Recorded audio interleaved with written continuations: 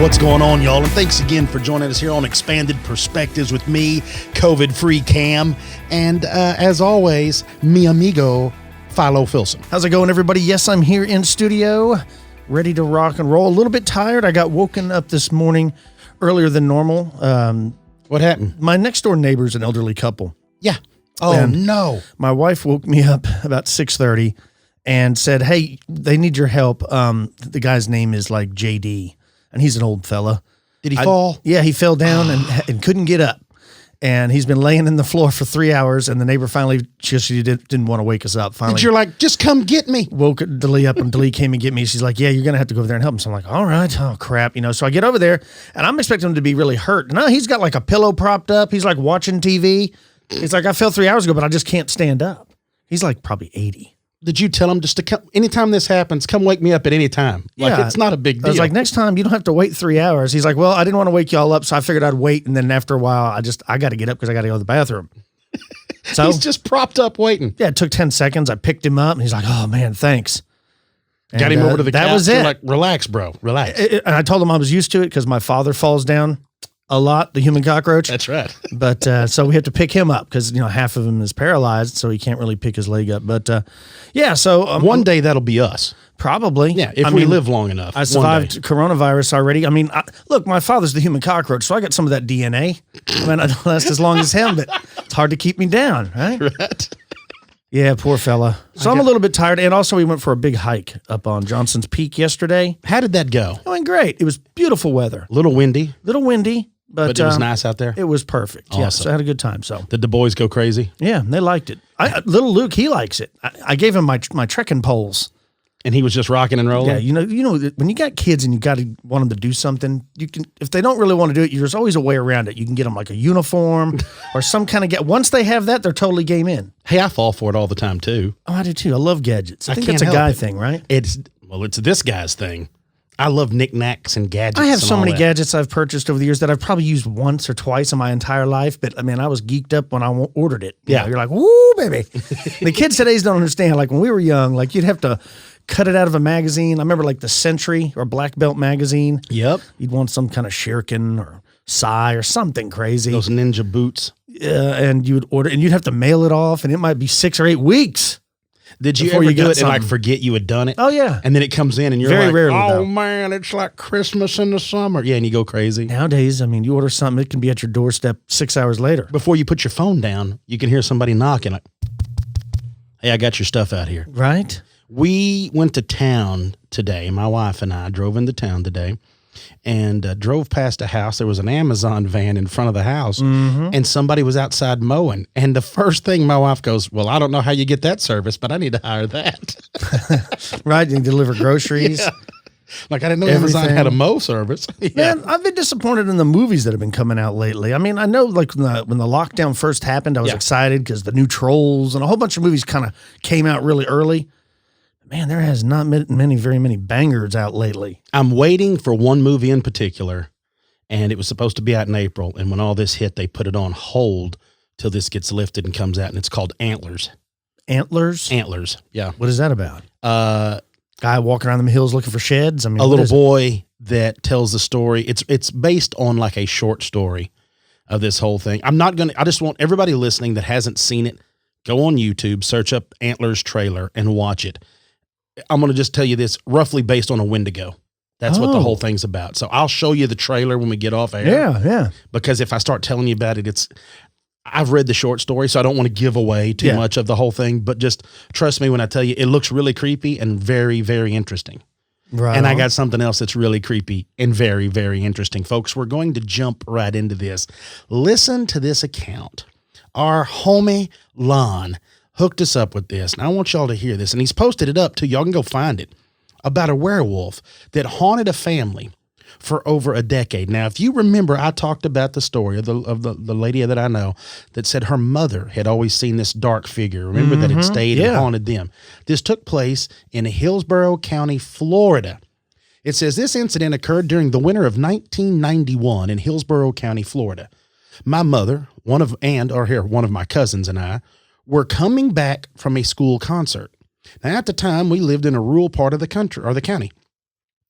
We were 3 miles from our home when my mother hit the brakes real hard. I was in the back seat sleeping, and my cousin was sleeping in the front passenger side. I heard a hard thump, and then my mom hit the gas. And I asked what happened. She screamed out, "I just hit a werewolf." Now, my cousin's eyes were wide open, and she wouldn't talk at all. My mother told me more of the details when we got home. Before she hit it, she noticed a car on the side of the road up ahead. When she came up to it, the creature jumped right in front of our car. Now, she was going about 45 miles an hour when she hit the brakes. It landed on the hood of the car. Its face landed on the windshield. It had black fur and red eyes, a long mouth open to reveal a large set of teeth. Definitely not a guy in a suit. It pushed itself off the car, leaving claw marks. My mother told me that the last time there was one in the area was over 20 years ago. So her mother knew about a previous werewolf lurking in that area. Or dog man, something along those lines, yeah. Man, that is so... I like the idea of that, kind of like in what the movie The Lost Boys. Yeah. Where remember the old grandpas, like there's one thing bad about this town, whatever fictional town it was in, I think it was like all the damn vampires. Remember? Yeah, and like the Lost Boys. Yeah. Yeah. What was the name of that? Santa Cruz, California. Was it? Okay. Well, definitely that's a real place. I've been there. Because he sits down. Remember, and he's like, if there's one thing about this place, it's all the just damn nonchalantly. vampires. Like everybody kind of knows there's a werewolf lurking in those woods. Not a that's big deal. Yeah. You're like, it is. I mean, like, how do you just glaze over that? Like, Mom, you never like told me about that? Well, like you and I have talked about Mokele and Bimbe. They treat it like it's nothing. You're like, it's out there. There's a big dinosaur. Don't worry about it. It's no big deal. I can't imagine that. Yeah. One of the coolest parts, back to the Lost Boys real quick, is that sax player on the boardwalk. When I went to Santa Cruz like tried to find him, 2 years didn't you? ago, man, I was telling my wife all about that scene. She had no idea what I was talking about. She's like, I've seen that movie. I don't know what you're talking about. That dude's great. I think he passed away a couple years. Didn't we? We've talked about this. I've looked him up. We've discussed him. I think so. I think we're obsessed with that I'm guy. sorry. I am sorry. Yeah. Back to the story. Well, it goes on to say that I believe it was back in 2001. I worked maintenance at a factory, again, there in Hillsborough County. Between 10 p.m. and 4 a.m. was my shift. This is the same person? Yep. Okay. Yep. And for about a week, I heard weird sounds coming from the back of the building, which was thick brush, and not the typical animal sounds. One night, I heard a loud crash coming from the side entrance. I investigated to find a large garbage can was thrown on top of the roof, and then it rolled off. Now, of course, I was thinking kids until I got a strong whiff of something nasty, and that wasn't the trash. Then I was thinking skunk ape. I quickly picked up all the trash and went back into the building. The next night, I was traveling between the two buildings when the thick bushes started shaking, and I heard an animal make a horrible sound like it was being choked. I ran into the lighted parking lot and turned around. I saw a large humanoid shape appear out of the brush, and then it went back in. Now, a couple nights later, my mother was waiting to pick me up when she saw a large shape come in under the light by the side entrance. It suddenly noticed her and went back into the shadows. A week passed without incident, and again, my mother was waiting to pick me up when she heard a couple of dogs barking close by. She turned to see a large hooded man walking behind the car. She was across the parking lot on the side of the road. Now, get on all this. It says the dogs belong to a couple of trailer folks nearby. These dogs travel in a pack of 4 or 5 and weigh between 60 and 90 pounds. They were running around the man, barking and snapping at him, and one of the large dogs got a hold of his arm. Then my mother saw the man's face. It wasn't a man under that hood. A head of a black wolf became visible. The unearthly being shook and then threw the dog like a doll. The rest of the dogs ran for their lives. The hooded creature walked into the nearby woods. The next night was a full moon, and I heard its unearthly howl. We never heard or saw it again. Now a housing project occupies the land where it once lived. Okay. First off, Here we go. No, I'm not saying I don't believe the story. I'm saying for me personally, if I was in an area and I grew up and my mom hit a werewolf with her car, then told me that she knew about werewolves living in that town, first thing I would do is move. That's the first thing. Second, if I didn't move, I would immediately go out and purchase silver bullets. I would carry a pistol on me at all times. I would not go out on a full moon. I'd have wolf's bane draped about me like 2 chains or Trick Daddy around my neck at all times. Let's go. And if I heard anything in the woods, I would not to think anything other than it would probably be a werewolf. I mean, you wouldn't just forget. Yeah. Look, I believe there's what they saw. I'm saying that's terrifying. What I'm saying is I wouldn't have picked up that trash. I'd have looked out there and been like, "Whoop, not my problem. I'm going back in." I did not see that. When it's daytime. I like the idea of the traveling trailer folk with dogs and this werewolf. It's like they're gypsies. I don't know why when I think of gypsies, I think of like those traveling ones from the old werewolf movies, you know, where they got the pentagram in his hand and she's reading his. Well, I think of the movie Thinner, but with all of them is like and how great would that be a movie? Is it's like a group of like, instead of saying like a gypsy or travelers, what about like a sideshow group or a circus group like you and I talked about? But for the majority of it, they're all werewolves or they're all some sort of shapeshifter. That would be a crazy story. And you know why that works out so well in your mind is because once again, the werewolves are for whatever reason portrayed as like scumbags or dirty people. I don't know. Get it. Where vampires are like elegant. Yeah. I just watched Interview with the Vampire the other day. I hadn't seen that movie in years. I forgot how good it was. That is a wonderful film. I forgot Antonio Banderas was in it. Very, very young Antonio, right? Yeah. Yeah. I still, hands down, one of my favorite vampire movies, 30 Days of Night. The concept is awesome. It's so great. Yeah. Speaking of werewolves, there's an area that's quite famous for werewolves, and that's Wisconsin. Southeast Wisconsin, especially Bray Road. Remember Melinda Godfrey? Yeah. And her books and stuff. Well, check this out. This happened a couple years ago, and the person says they saw a devil dog near Bray Road there in Southeast Wisconsin. Your mother used to have one of those. Yeah. Back in 2012, it says, my friends and I used to meet up every night to go cruise around. We all lived with our parents, so we didn't have much of an option. We worked in retail, so we'd all usually be off around 10 p.m., would meet up around 11 p.m. and go for an evening drive.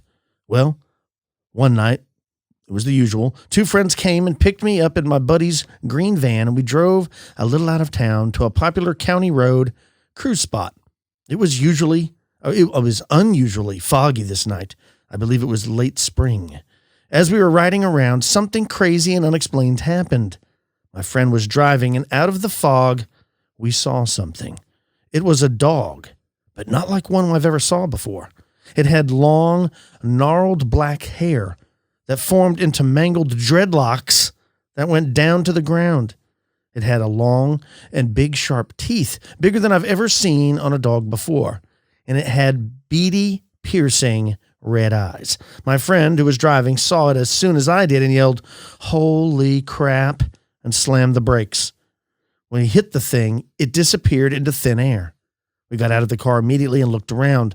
There was nothing, no evidence of anything, no fur, no blood. It didn't even feel like we hit anything, but we did. At this point, we hadn't discussed what we had seen. So I asked my friend, and he gave the exact same description as I did.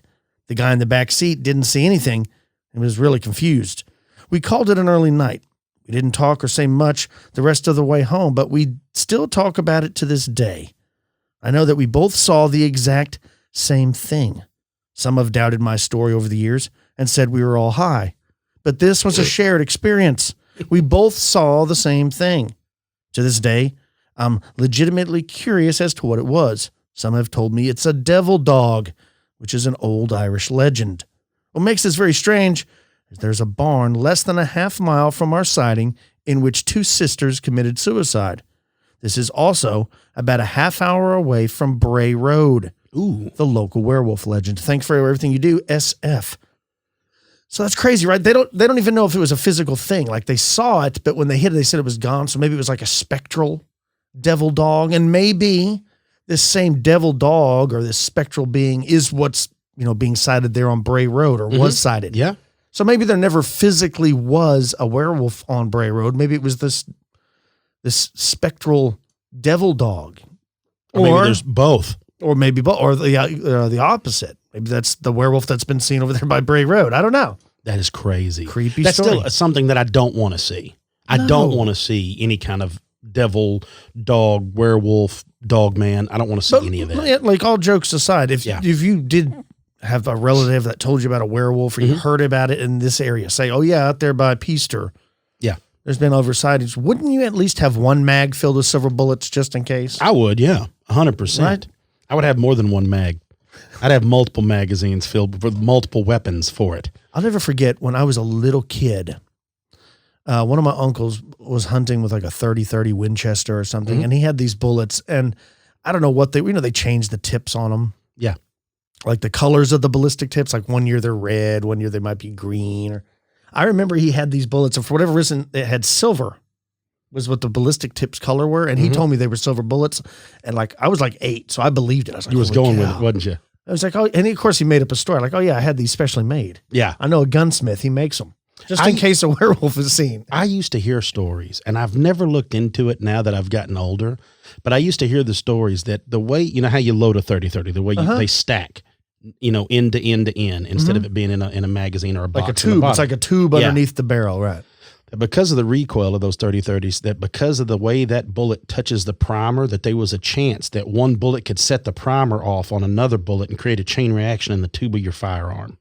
I know that because of how you stack them, right? The tip on those 30-30 rounds is always like snub nose. Right. Well, that's why. Is if it's I never thought about that at the because it hits and you could, but I don't know if it was because that had happened, because every round I've ever had for 30-30s have always been like a bull nosed. Right? That's exactly right. Yeah.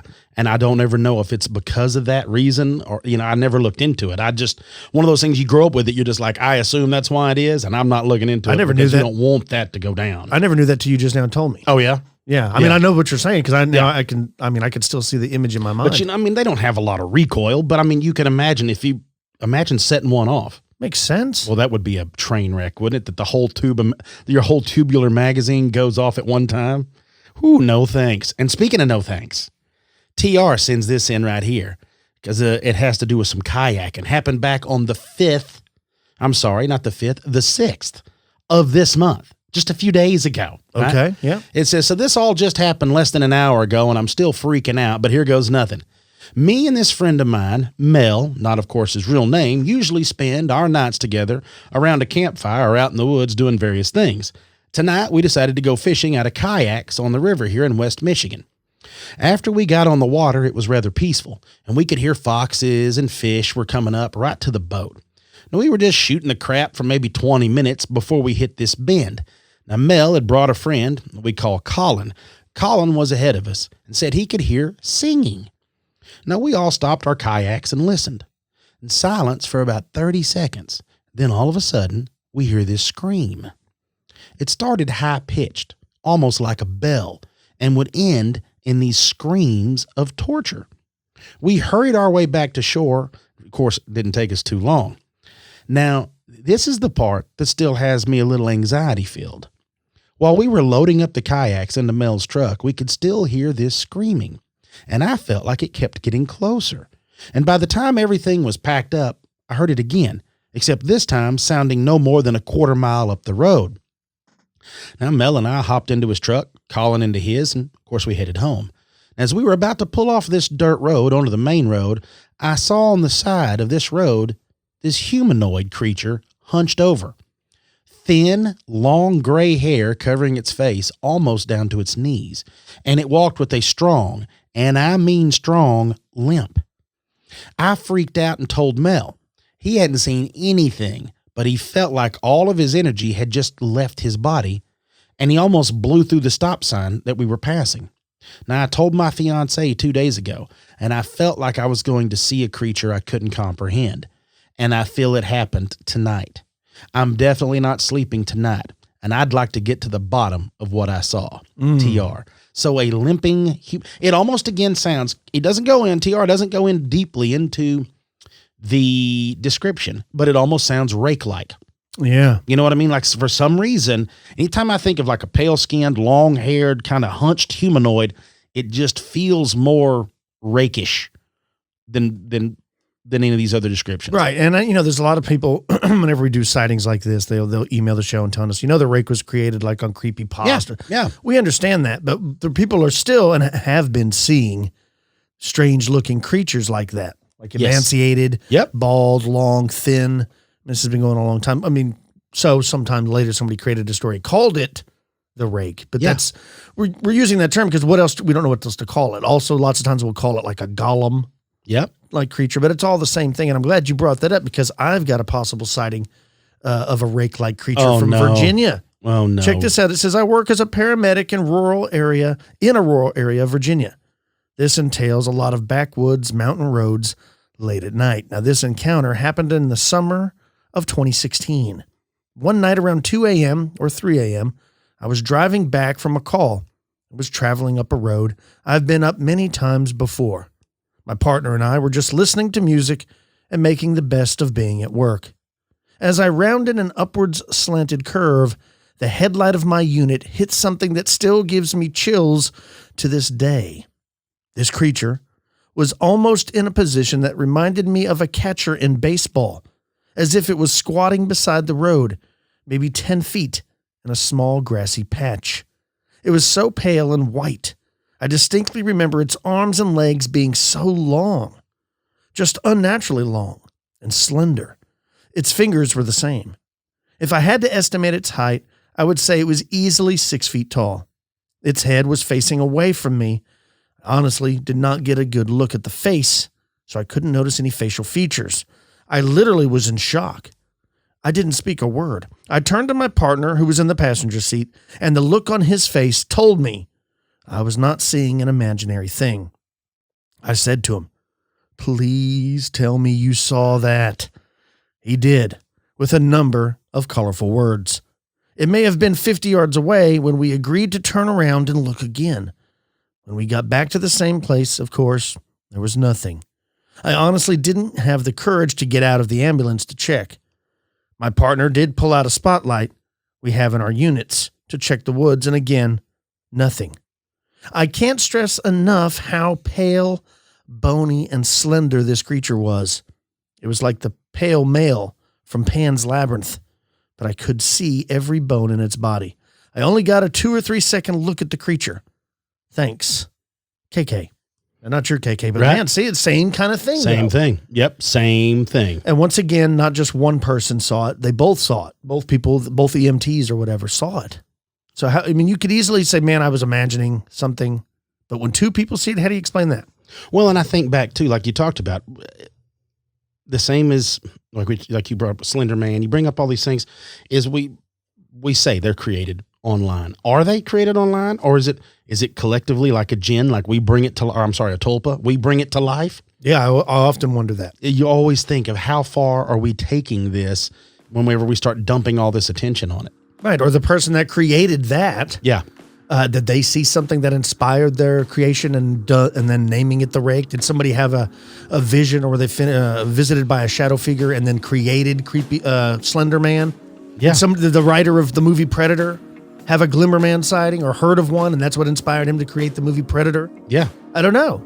But these stories go back, and lots of cultures in different parts of the world. Very, very creepy. And once again, it was EMTs, so it seems like it's more credible because these people are trained observers. They're able to handle trauma. Yeah. Patients that they, same kind of thing. Yep. Let's take a break. And when we get back from the break, I'm going to be talking about some other type of professionals, those in law enforcement and their encounters with UFOs. Stick with us, folks. You're listening to Expanded Perspectives.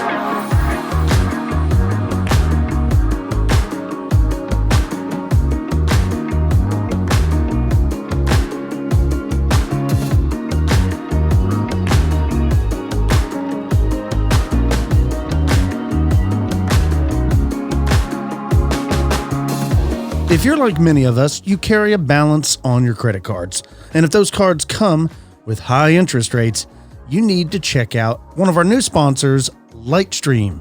Lightstream can help you lower your interest rate and save money with a credit card consolidation loan. Quickly roll balances from multiple credit cards into one single monthly loan payment and get a rate as low as 5.95% APR with auto pay and no fees. That's right, Cam. The application is 100% online.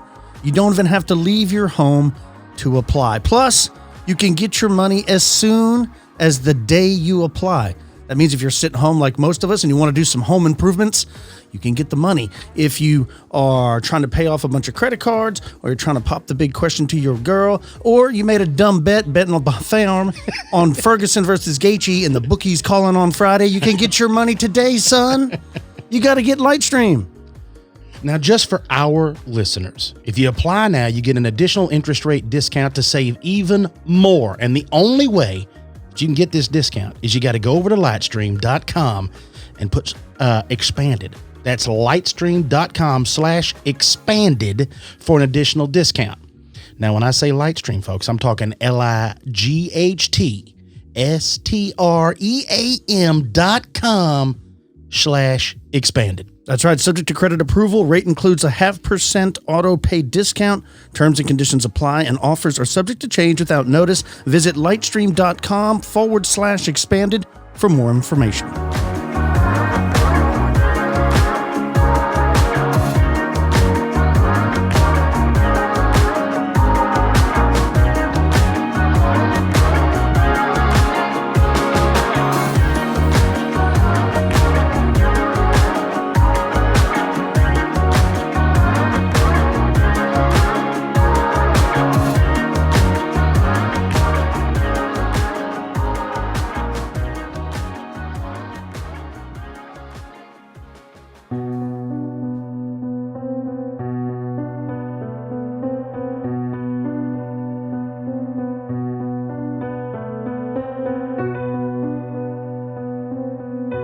Here at Expanded Perspectives, we often discuss sightings of the unusual, the strange, the unbelievable.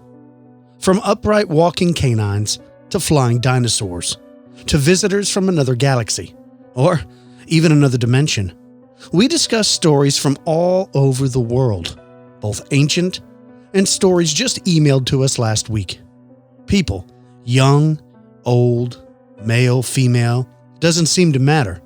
The paranormal occurs to all walks of life. We often cover sightings from credible witnesses, like those that are trained observers, like pilots, doctors, scientists, and of course, the men and women in law enforcement. Those people who serve and protect the public tend to be some of the most credible witnesses and investigators when it comes to bringing forth the truth. When public servants see UFOs and are willing to stand up and testify about those sightings, their words are no less credible. In fact, with so many questions surrounding UFOs, there is great controversy that puts these respected men and women's reputations, families, and careers on the line with each and every report. Still, in the name of truth, they step forward. That is why, for me personally, I find these stories the most impactful. The fact that even mentioning the sighting of a UFO while on duty could mean immediate retirement shows what they are risking by even coming forward. Yet, countless people over the years in law enforcement swear what they saw was very real. On today's show, I'm going to be discussing some of the most popular sightings by police officers while on duty. Let's begin. First and foremost, I'd like to say thank you for your service to the men and women in law enforcement out there listening. I know we have a lot of them out there, but so thank you. Some of these stories are from a while ago, like, back in the 60s, and some of them are more current, but I'm going to be talking about some of the most popular. Let's start with a Mr. Lonnie Zamora. In the late afternoon on Friday, April 24th, 1964, Socorro Police Sergeant Lonnie Zamora departed his cruiser on a rough and rocky dirt road to investigate an unidentified flying object which came to rest in an arroyo south of Socorro. The desolate, undeveloped area was primarily made up of mesquite and creosote bushes. What Sergeant Zamora witnessed at approximately 5:45 p.m. was an egg-shaped craft traveling into Socorro from the south. It was later reported and documented as having been witnessed in flight by 5 tourists traveling through Socorro. Zamora, in an interview following the incident, stated that he witnessed a bluish flame and a loud roar coming from the direction of the arroyo. Zamora approached the area where he believed the craft had landed. Zamora later stated that he had first seen the object from about 150 yards and believed it to be a car or some sort of vehicle in need of assistance. Zamora then radioed the sheriff's office about a possible accident he would be investigating. Zamora then contacted New Mexico State Police Sergeant Samuel Chavez, someone who Zamora trusted, to assist in the investigation. After requesting the assistance of New Mexico State Police Sergeant Chavez, Zamora once again began approaching the object. As Zamora approached, he could see that rather than an overturned vehicle, the object seemed to be a whitish zero or O or egg-shaped vehicle with no discernible windows or doors and a shiny sheen to it like aluminum, as well as what looked like a set of 4 thin legs underneath it, propping it up. And the figures standing nearby were about the size of very small adults, with somewhat large heads and wearing what looked like coveralls and possibly some sort of headgear. Now, even at this point, he wasn't struck by anything particularly outlandish, although it was starting to give him the odd feeling that something was off. The object had some sort of red insignia on it, although he could not tell exactly what it depicted or what it meant. And he says that one of the figures seemed to jump in surprise when it realized that he was approaching, after which both of them seemed to disappear within the object. In the meantime, Zamora had radioed in the incident, and it was then that he would be truly shocked when the object in question began to lift up straight into the air. He later stated, "I had hardly turned around from the car when I heard a roar. It was not exactly a blast, but a very loud roar. At that close, it was really loud. Not like a jet. No, not like a jet sounds. It started low in frequency quickly, then the roar rose in frequency to a higher tone and in loudness, from loud to very loud. At the same time as I heard the roar, I saw the flame. The flame was under the object. The object was starting to go straight up, slowly up. The object slowly rose straight up. The flame that I witnessed, was a light blue and was at the bottom, and towards the center of this circle, it was sort of turning orange. Now, from this angle, I saw the side of the object, not the end first. It was difficult to describe the flame. I thought from the roar that it might blow up or something. The flame came from the underside of the object, towards the middle, possibly 4 feet in area. That was just a rough guess. I cannot describe the flame any further except that it was blue and kind of orange. There was no smoke, except that the dust that it had kicked up in the immediate area. Afterwards, it fell off. My glasses fell off, and I kept running north towards the car. And this thing was between me and the car. I first passed underneath it. I glanced back a couple of times, and I just saw it rising up into the sky. I was just hovering for a moment, about 20 to 25 feet. It took about less than 6 seconds when the object started to rise, and when I glanced back this time, it was about 50 feet. I saw the thing keep going up, and I kept heading back towards my car. At this time, the roar was going away. I saw the object moving away from me. It did not come any closer to me. It appeared to go in a straight line at the same height, possibly 50 feet from the ground. It kept moving across the country till I lost sight of it. He would later claim that after this spectacular takeoff, the craft ceased to make any noise, he didn't notice any more flames, and proceeded to silently shoot off in the distance over a mountain. As he stood there in shock and awe at what he had just witnessed, his backup finally arrived, in the form of his friend, Sergeant Chavez. Now Zamora excitedly told Chavez what had just happened, and the two searched the area to allegedly find strange indentations and scorched marks on the earth. The other officers, who would arrive later, claimed that some of the vegetation on the ground was still hot to the touch, and some of them even described it as still smoldering, as if it had just been hit by massive heat. or lightning. Soon, word got out about his strange experience, and local reporters began asking questions. Investigators would intensively question Zamora about the incident and deemed him to be a reliable witness, a respected police officer who seemed to be telling the truth and had no reason to lie. Although there were a few other local witnesses that claimed that they saw something very strange on that same day. It turned out that several independent witnesses had also reported seeing an egg-shaped, unidentified object trailing with a bluish flame at approximately the same time as Zamora's counter, thus backing up his claims. One witness in particular gave a dramatic report of some sort of silvery craft emerging from a bank of black smoke, of which he said, "A round saucer or egg-shaped object descended vertically from the black smoke that I saw, and after climbing vertically out of the smoke, the object leveled off and moved in a southwest direction." He wasn't the only one. There were other witnesses as well, including those who had seen the object visually and those who had heard a strange roar echo out across the desolate landscape, as well as those who had seen merely a bright flash from the region. Now, some 56 years later, Zamora's encounter seems to be genuine. I, for one, absolutely believe him. Let's move on. This next one is Mr. Herbert Shermer. Now, Mr. Shermer was a young patrolman who took a drag from his cigarette, trying in vain to steady his nerves. Sitting in a small police station, mostly empty in the early morning hours, 22-year-old Herbert Shermer felt feverish and disoriented. As he later recounted, his body felt completely drained, his head buzzed, and his thoughts raced.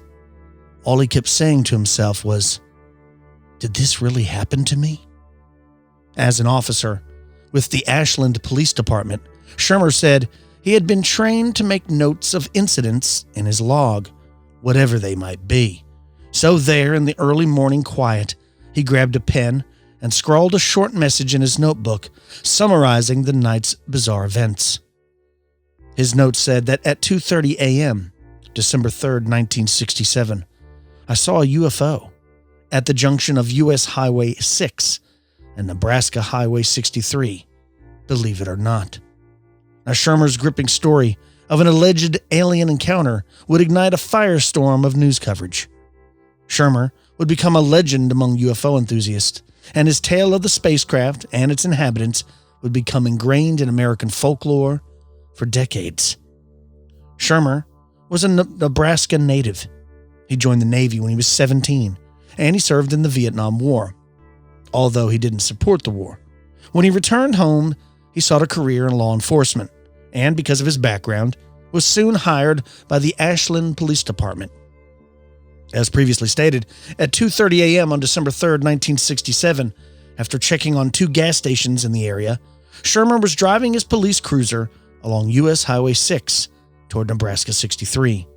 As he approached the intersection, he noticed a strange-looking object with lights that appeared to be a truck hovering partly over Highway 63 and partly above the shoulder.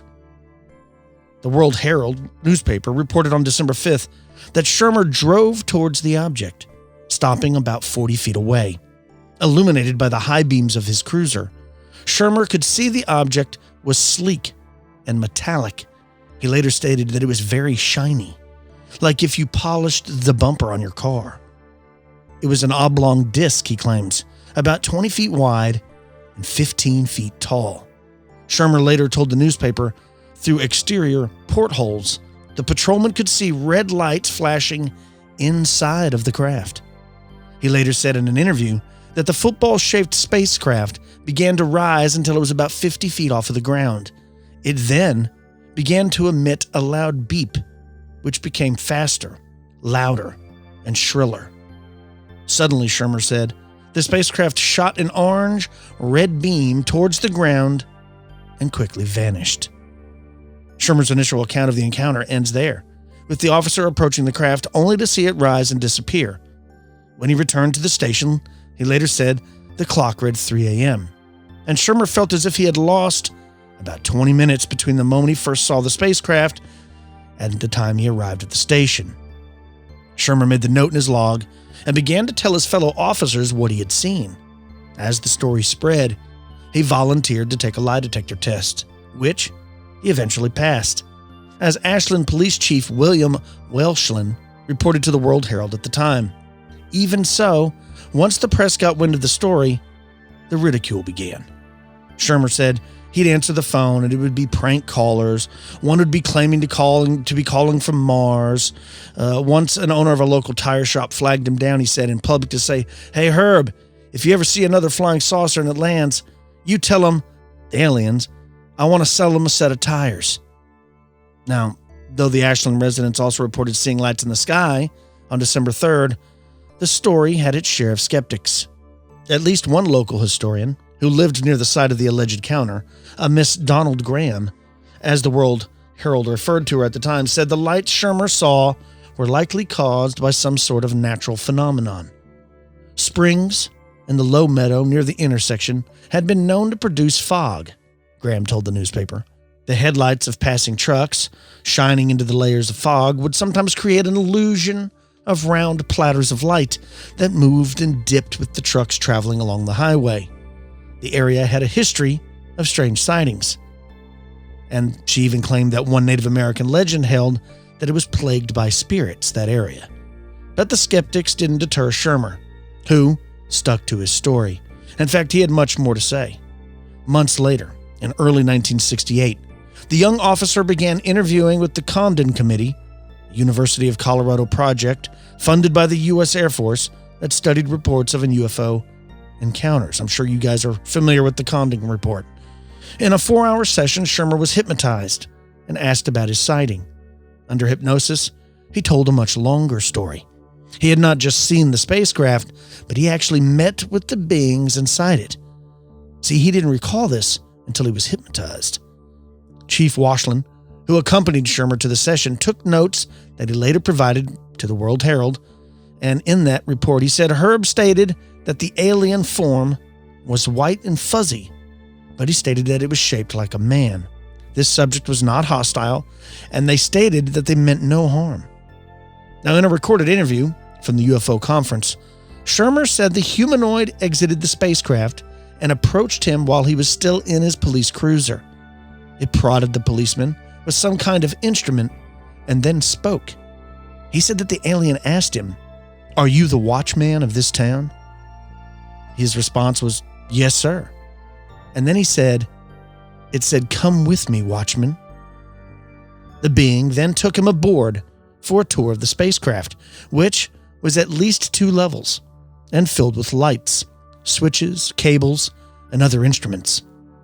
At times, Shermer recalled that the being appeared to communicate with him telepathically, with words Shermer didn't understand. He said that the being explained that the spacecraft had come to Ashland to harvest electricity. At one point, another being aboard the craft pushed a few buttons, and an antenna on the vessel began absorbing electricity from some nearby power lines.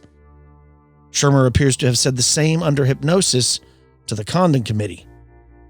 He says to the report, Herb went on to say that what electricity was used was returned. In his account to the Condon Committee, Shermer said before departing that the alien beings told him they would be in touch with him within the year. The committee investigated Shermer's account and later included its findings on the case in its published report. Researchers found no material traces of the spacecraft, discounting a small scrap of metal that Washland found at the site the next morning. The intersection also tested negative for any traces of radioactivity. Though a psychology examination of Shermer concluded the patrolman sincerely believed in the events he described, the investigators finally declared they had no confidence that the troopers' reported UFO experience was at all physically real. The Condon Committee would later apply the same logic to UFO sightings in general, concluding in 1968 that nothing has come from the study of UFOs in the past 21 years that has added to scientific knowledge. Now, some people in Ashland continued to harass Shermer. At one point, a group strung up a life-sized dummy in the local cemetery. They painted Shermer's name on it, shot holes through it, and called in local emergency crews to respond to the scene. Shermer, eventually left Ashland, living for a time in the Pacific Northwest. He continued to make headlines in Omaha throughout the 70s. When the World Herald noted his appearance in TV specials and books about UFOs, he became even more popular. Mr. Shermer died in 2017. Wow.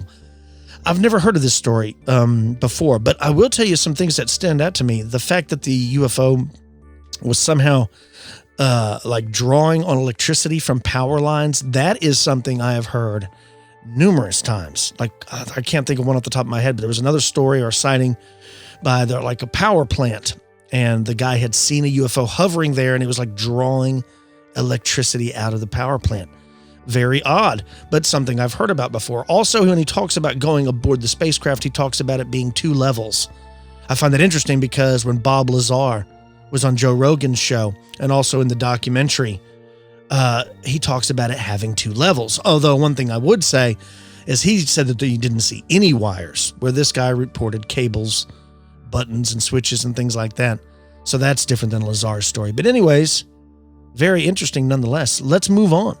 The next one is Manuel Amperano. Now, from the 1970s, we have the frightening encounter relayed by an officer, Manuel Amperano, of Kerman, California. It was a little after 3:30 a.m. on May 13th, 1978, when Amperano was on a routine patrol and noticed a circular-type thing, similar to a round fireball or setting sun, about 100 to 150 feet off the ground. Thinking that this was maybe a fire, he got closer to investigate, and what he took to be a tree on fire suddenly lifted off the ground. The amazed officer quickly trained his searchlight on the object and was met with a bright blue flash, after which, whatever it was, sped off. That flash soon turned out to have been perhaps some sort of weapon, as Officer Amperano claims he was left with burns on his face and chest, of which he would say, "It was like a bad sunburn. You know, when you accidentally fall asleep at the pool? There were white blisters on the parts of my body facing that light. I also had trouble with sunlight. It was like right after you have your eyes checked and they're a bit sensitive to light. That lasted about a week. When the doctors examined him, they came to the conclusion that these particular burns seemed to have been caused by microwaves, although no one could figure out how it happened. An investigation of the area, purported encounter, would turn up a circle of dead vegetation, where it is claimed nothing would grow for years after, although now it is apparently an almond orchard. So what happened? Who knows? What did he see? How did it burn him? I know it's a short one, but interesting nonetheless. Moving on, Deputy Sheriff Val Johnson. Just after midnight, on August 27th, 1979, on an empty 2-lane blacktop in northwest Minnesota, Deputy Sheriff Val Johnson saw an unusual bright light. Driving at 65 miles an hour to reach it, the light suddenly zoomed ahead, and it started approaching head-on to Johnson's patrol car. As he later described it, what was there all of a sudden was here. He was blinded. He heard the sound of breaking glass, and he passed out. When Johnson awoke, nearly 40 minutes later, the car was stopped sideways, halfway off the road, having somehow driven itself almost 1,000 feet. Inexplicably, the car's electric clock and Johnson's hand-wound wristwatch, which he always kept synced and on time, were both 14 minutes slow. Johnson, it was later found, had burned retinas from exposure to extremely bright light. He also had no idea how the car had stopped, although it left 100 feet of skid marks. A metal expert from Honeywell Labs examined the car's 2 weirdly bent antennas and came away puzzled. The bending, he said, seemed to have been caused by high-velocity blasts of air. A perplexed expert from Ford Motor Company wrote that the car's multiple windshield cracks were caused by unknown inward and outward forces acting almost simultaneously. All of the damage to the car, from front to back, was within a straight line, only 1 foot wide. County officials wanted to fix the car and put it back on patrol. Instead, it was left untouched, and displayed at the Marshall County Fair. The car proved to be so popular that Sheriff Dennis Breck donated it to the Settlers Square Historical Museum in Warren, and it's been there ever since. The copper-colored 1977 Ford LTD is an odd counterpoint to the typical county museum relics around it. An old buggy, plow, a washing machine, etc. But according to Kent Broughton, president of the Historical Society, it's definitely the number one attraction at the museum. Kent, who remembers the incident when it happened, said that the car's popularity has never sagged. People come from all over, he said. Some people lay on the floor and look underneath it. One time I saw a guy with a black light flashlight going over the car.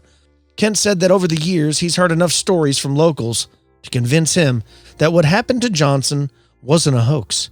But the idea that the car could harbor any undiscovered secrets at this point seems very unlikely. Although the car isn't roped off, the museum prefers that its visitors look but don't touch. There's some people to this day who wonder why they don't fix it, Kent said of the car. Other people, when they come, all they want is to see the car.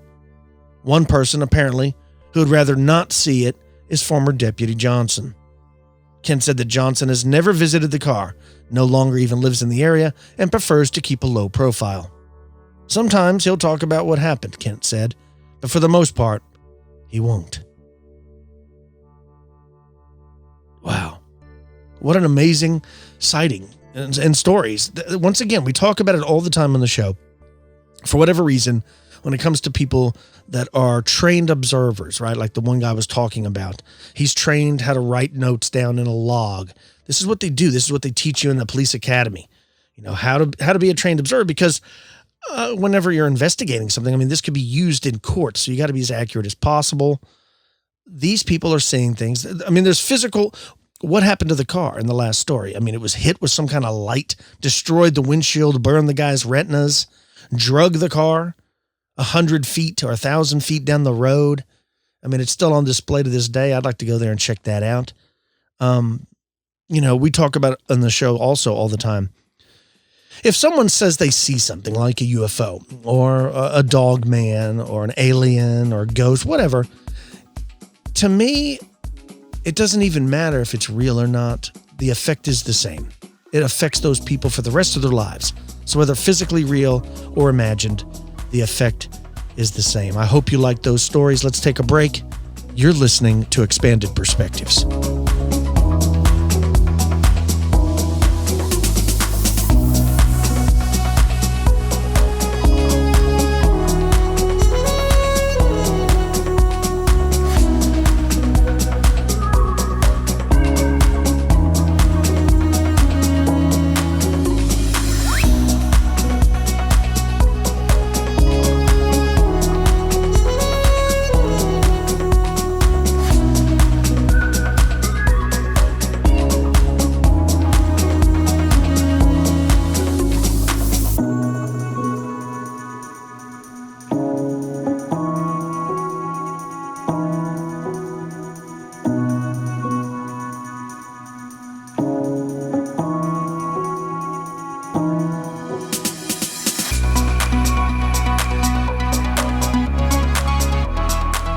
And we're back with Expanded Perspectives. Word. Hope you like those stories. I mean, that's just a few. There's a ton more out there.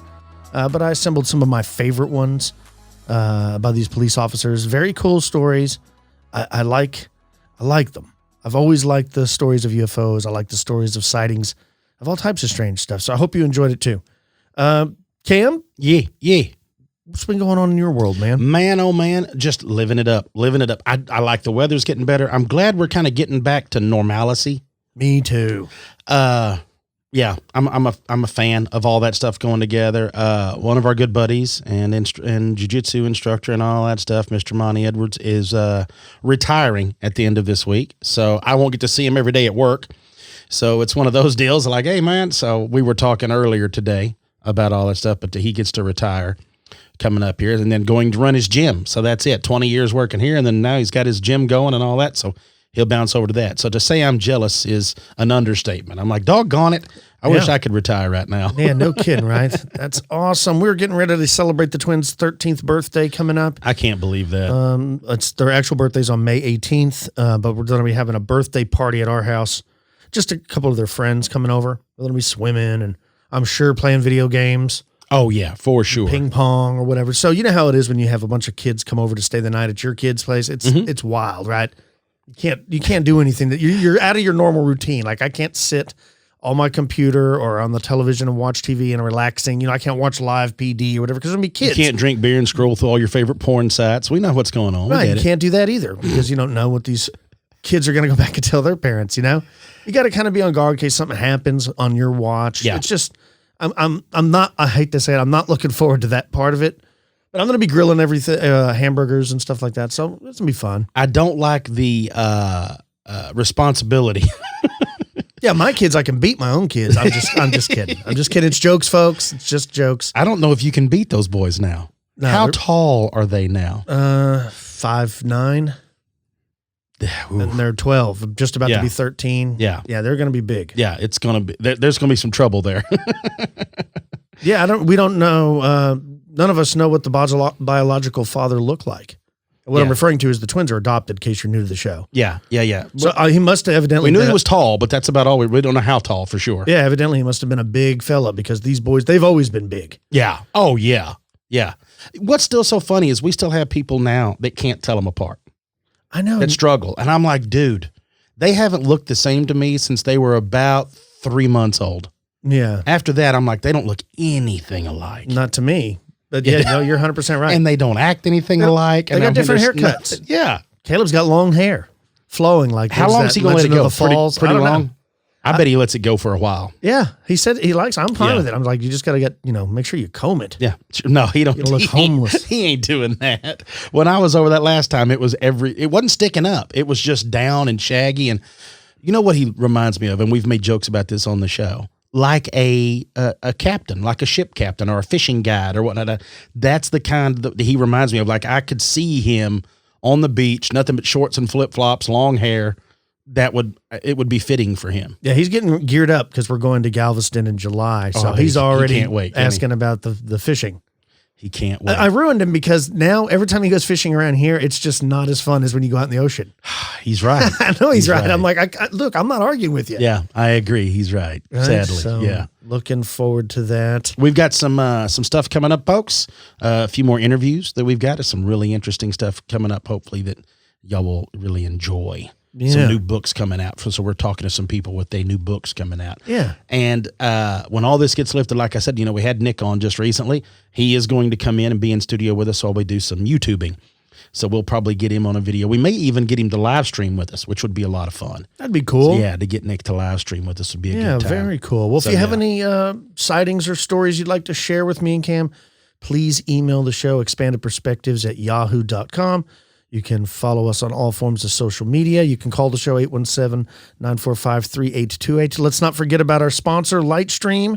Lightstream can help you lower your interest rates and save money with a credit card consolidation loan or other types of loans.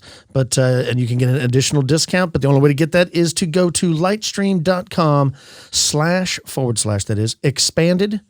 For that discount, that's lightstream.com/expanded. It's about all the time we have for this show, folks. For you elite members, we'll be talking to you later this week. For everybody else, we'll see you next time. Be safe. Wash your hands. I'm Kyle Filson. He's Cam Hale. Peace, y'all.